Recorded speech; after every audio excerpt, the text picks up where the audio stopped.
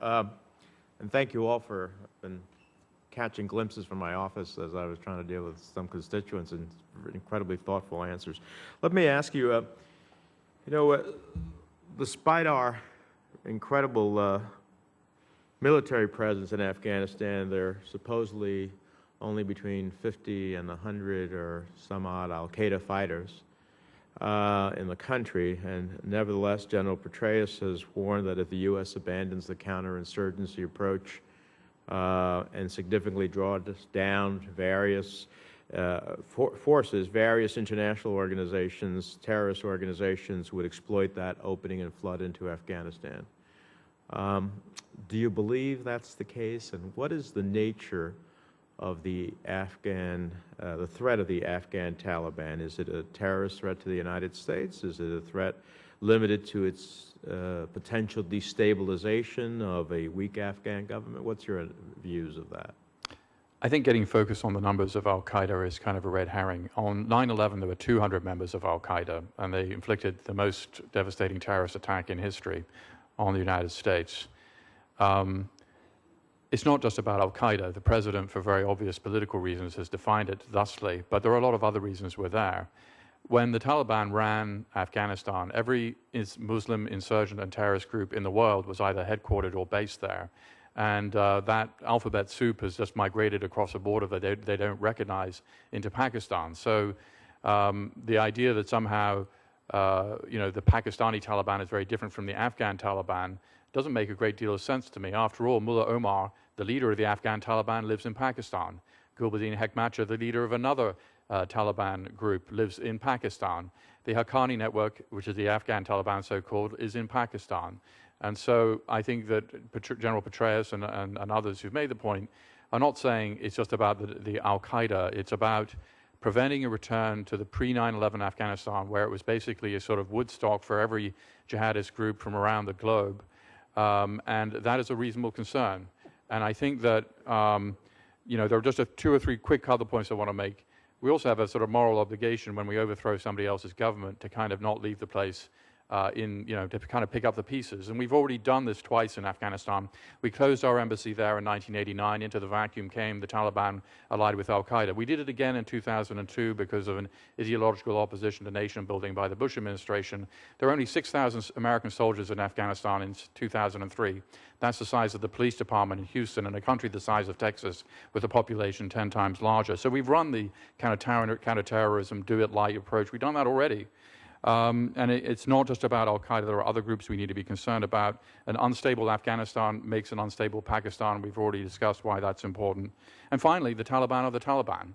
This is not a bunch of Henry Kissingers in waiting who are going to preside over some sort of wonderful settlement in Afghanistan. These are people who incarcerated half the population in their houses, who continue to poison girls going to school in Pakistan and Afghanistan, who have massacred Shias and others, and who imposed a theocratic reign of terror on the population. So it's not just about 65 members of al-Qaeda in Afghanistan. I would like to offer a dissenting view. I get very frustrated when people say, well, we did counterterrorism early on, and therefore it didn't work, and therefore it weren't now.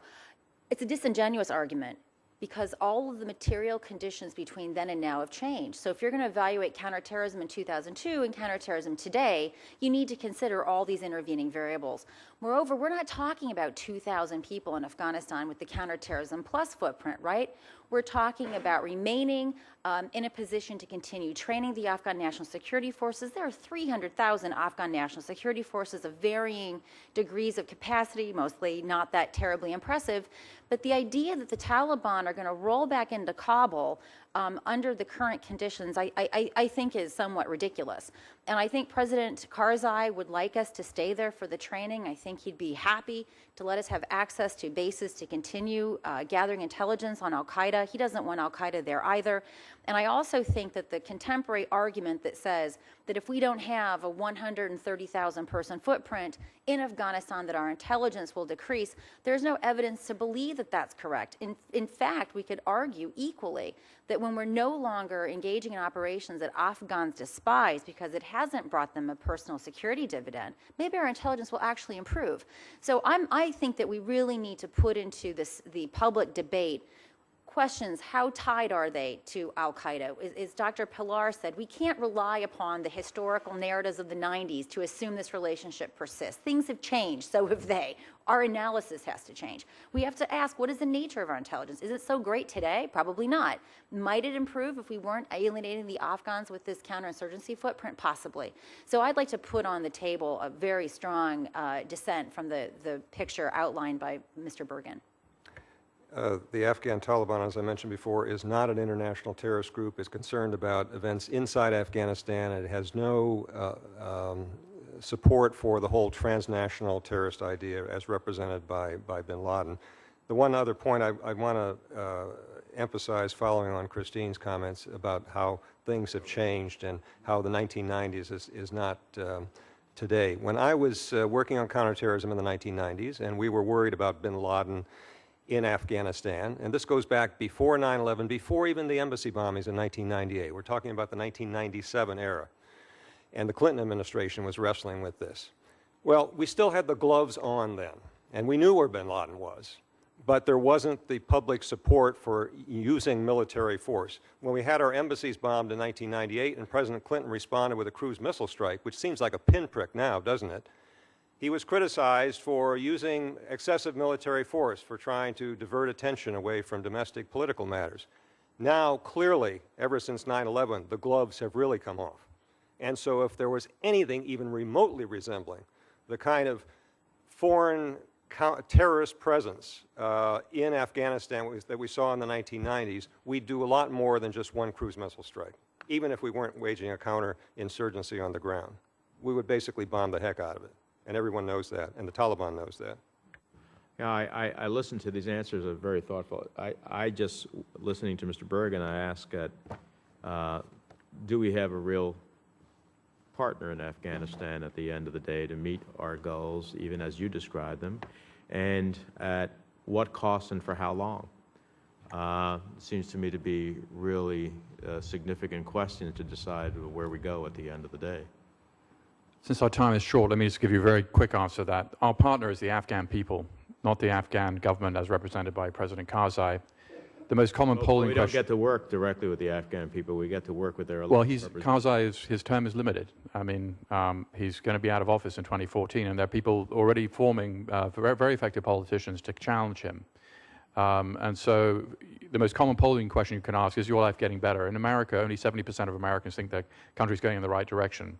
59% of Afghans think their country's going in the right direction because they know life is better than it was under the Taliban during the Civil War, during the Soviet occupation. So our partnership is with the Afghan people who know that their lives are getting better, can see that the advantages of not living under the Taliban, and they want us to stay. They were very concerned about us leaving in July of this year, and the fact that we put December 2014 on the clock is something that they're very happy about. One last question, Mr. Chairman. Now that bin Laden is dead, is al-Serrari or anyone else able to bring al-Qaeda together? When you joined the Nazi Party, you swore a personal oath of allegiance to Adolf Hitler, not to Nazism. When Adolf Hitler died, Nazism basically died with it. It's not an exact analogy, but when you joined al-Qaeda, you swore a personal oath of allegiance to bin Laden. No one else can fit into his shoes. Ayman al-Zawahiri, if he took over, would be great because he would drive what remains of the organization into the ground. Thank you, Mr. Chairman. Thank you very much. Thank you, all of you. I've been trying to fit this image. Given the Taliban attitude about music, I'm trying to work out this Woodstock analogy. But it's an interesting challenge.